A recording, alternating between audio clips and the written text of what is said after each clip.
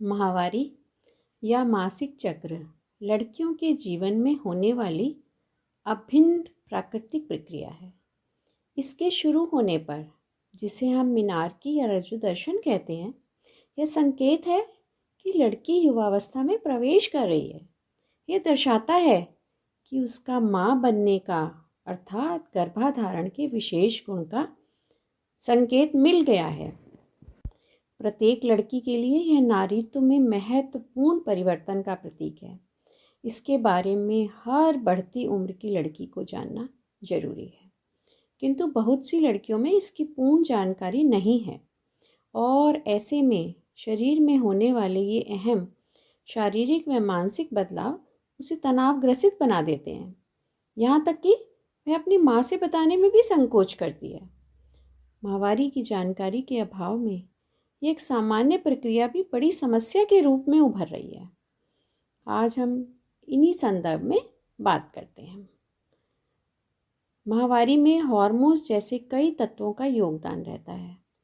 अधिकतर हार्मोन्स में बैलेंस या संतुलन ना होने के कारण ये परेशानियां शुरू हो जाती हैं।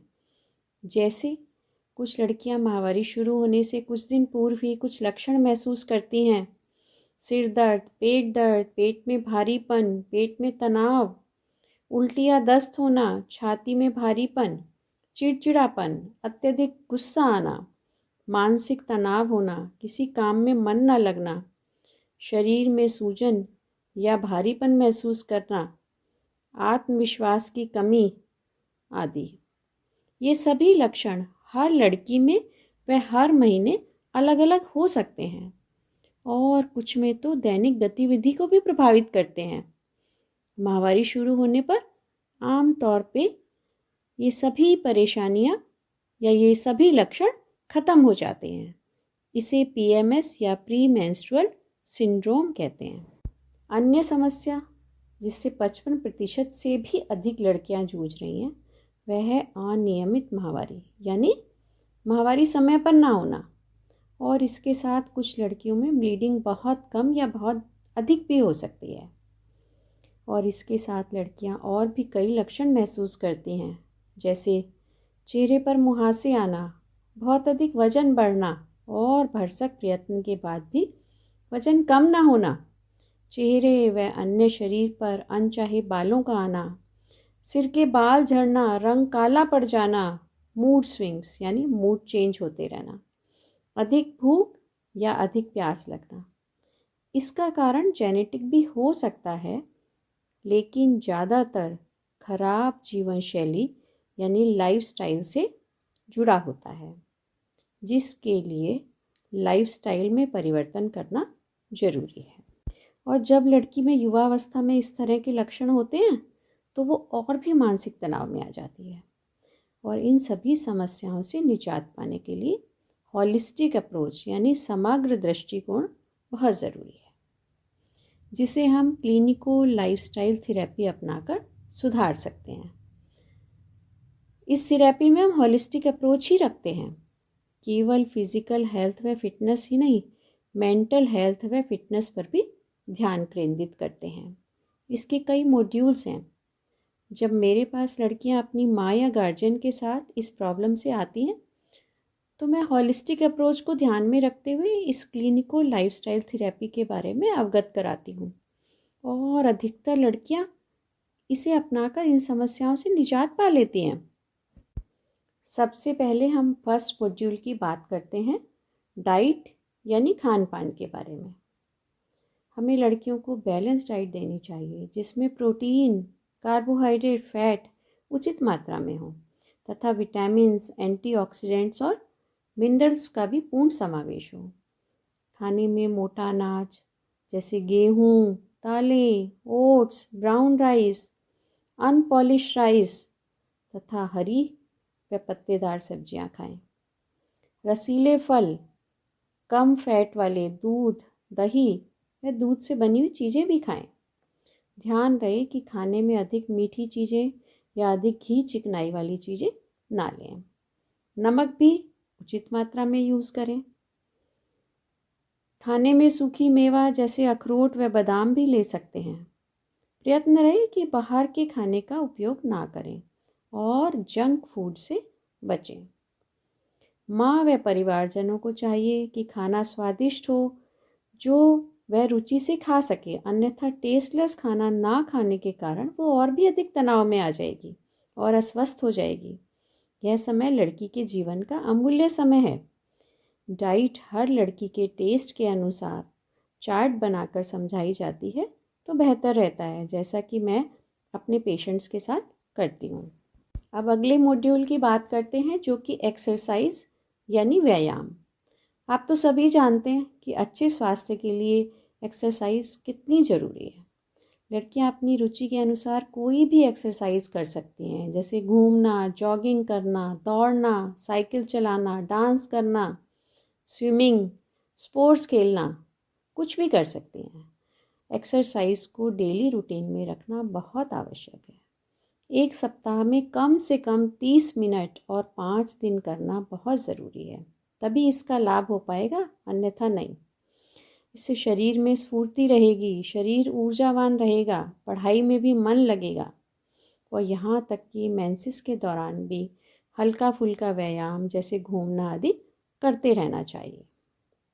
अब हम नेक्स्ट मॉड्यूल की बात करते हैं, जो है डीप ब्रीदिंग एक्सरसाइज। ये एक्सरसाइज कैसे करनी है हम एक्सप्लेन करते हैं। ये डीप ब्रीदिंग एक्सरसाइज लड़की को शांत चित्त से किसी शांत जगह पर बैठकर करनी है। पहले धीरे धीरे गहरा श्वास अंदर ले और जितनी देर सरलता से सांस रोककर रह सकते हैं रोके, फिर धीरे धीरे श्वास बाहर छोड़े। यही प्रक्रिया फिर से करें, कम से कम एक साथ 5 बार करें। यदि इससे अधिक प्रतिदिन कर सकती है तो करे, अन्यथा 5 बार रोज करे। इसको करने से शरीर में स्फूर्ति आती है और माइंड बैलेंस्ड रहता है और शरीर के हार्मोन्स भी बैलेंस में रहते हैं, जो कि मेंसेस से संबंधित परेशानियों को दूर करने में सहायक होते हैं। हम नेक्स्ट मॉड्यूल की बात करते हैं, वो है मेडिटेशन। आप सोचेंगे मेडिटेशन से माहवारी संबंधित परेशानियां कैसे दुरुस्त हो सकती हैं?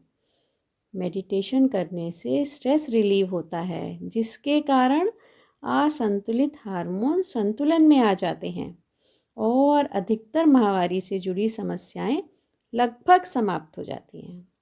अब हम बताते हैं कि मेडिटेशन कैसे करना है। इसके लिए एक ऐसा स्थान चुनिए जहां पर आप रोज बैठकर यह कर सकें, और यदि यह स्थान खिड़की के पास हो तो बेहतर रहता है, क्योंकि इसमें ताज़ी हवा का आवागमन बना रहता है। सीधे होकर बैठ जाएं, चाहे फ्लोर पर या चेयर पर, और इस प्रकार से बैठें कि रीढ़ की हड्डी या स्पाइनल कॉर्ड सीधी रहे। और इस पोस्चर में आप कम से कम 15 मिनट तक रिलैक्स्ड होकर बैठ सकें। अब शांत चित्त होकर मन को स्थिर करके शरीर को ढीला छोड़कर आंखें बंद कर बैठ जाएं। पहले गहरा सांस लें और अपनी नाक की नॉस्ट्रिल्स पर यानी नथनों पर ध्यान दें कि कैसे श्वास के साथ वायु अंदर जा रही है और नॉस्ट्रिल्स से बाहर आ रही है।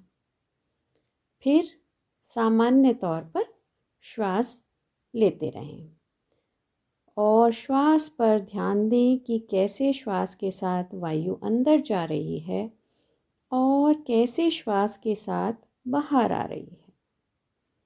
बस सांस के अंदर व बाहर की प्रक्रिया पर ध्यान लगाना है।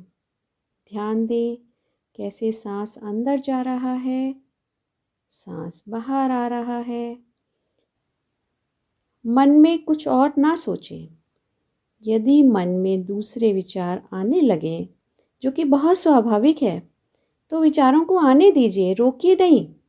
लेकिन जैसे ही आपको ध्यान आए कि आप कहीं और विचारों में खो गए हैं, तो अपना ध्यान तुरंत वहाँ से हटाकर सांस पर ले आइए और ध्यान लगाइए। लगभग 10 मिनट के बाद एक बार फिर से गहरा श्वास लें कि सांस के साथ वायु अंदर प्रवेश कर रही है और बाहर जा रही है, फिर सामान्य श्वास प्रक्रिया में सांस पर ध्यान केंद्रित करें। जब समय पूरा हो जाए तो अपनी दोनों हथेलियों को हल्का सा रगड़ कर दोनों आँखों पर रखें और धीरे धीरे आँखें खोलें। समय की अवधि के लिए आप अलार्म भी लगा सकते हैं। यह प्रतिदिन कम से कम 15 मिनट के लिए अवश्य करें, और यदि दिन में 2 बार करें तो और भी बेहतर होगा। और यदि समय 15 मिनट से अधिक बढ़ा सकते हैं तो आपकी इच्छा है, लेकिन मेडिटेशन को भी डेली रूटीन में रखना बहुत ज़रूरी है। शुरू में आंखें बंद करके बैठने में थोड़ी उलझन महसूस करेंगे, लेकिन बाद में डेली करने पर आपको मानसिक व शारीरिक तौर पर हृदय में उत्साह व प्रसन्नता का संचार होगा, मूड अच्छा रहेगा। अब हम नेक्स्ट मॉड्यूल की बात करते हैं, जो है music therapy and behavioural therapy. Mind and body यानी मन व तन को रिलैक्स करने के लिए म्यूज़िक अर्थात संगीत का बहुत बड़ा योगदान रहता है। जैसा भी संगीत आपके चित्त को शांति प्रदान करे वह सुने, उससे आपका मूड फ्रेश रहेगा, माइंड भी चिंता मुक्त हो जाएगा और हॉर्मोन्स जो हैप्पीनेस देते हैं वो अधिक सिक्रीट होंगे। अपनी रोज़ की आदतों में थोड़ा परिवर्तन लाएं, जैसे समय पर जागें, नींद पूरी लें। यदि अधिक चाय व कॉफ़ी का सेवन करते हैं तो कम कर दें। धूम्रपान व अल्कोहल से बिल्कुल परहेज़ रखें। पानी भी अधिक मात्रा में ग्रहण करें, जिससे बॉडी के टॉक्सिन्स बॉडी से बाहर निकल जाते हैं। इस प्रकार क्लिनिको लाइफस्टाइल थेरेपी अपनाकर लाइफस्टाइल यानी जीवन शैली में परिवर्तन करके लड़कियां माहवारी से संबंधित समस्याओं से छुटकारा पा सकती हैं, और वो भूल ही जाएंगी कि पहले इतनी परेशानी होती थी। इसके लिए लड़कियों के परिवारजन का सहयोग बहुत ज़रूरी है। लड़की के परिवारजनों से मेरा नतमस्तक आग्रह है कि जब लड़की माहवारी से जुड़ी समस्याओं से जूझ रही होती है तो उन्हें दूर करने के लिए क्लिनिको लाइफस्टाइल थेरेपी अपनाने में उनका सहयोग करें, निरुत्साहित ना करें और माहवारी के दौरान होने वाली परेशानियों को रोग ना समझें, अपनी सोच में परिवर्तन लाएं। और लड़की को भी चाहिए कि माहवारी से जुड़ी समस्याओं के बारे में अपनी माँ या गार्जियन से बात करे और अधिक तनाव ना लेकर इसे सजा ना समझे और सोच को सकारात्मक रखे। यदि इसके बाद भी लड़कियों में माहवारी से संबंधित परेशानियां होती हैं तो चिकित्सक से अवश्य संपर्क करें।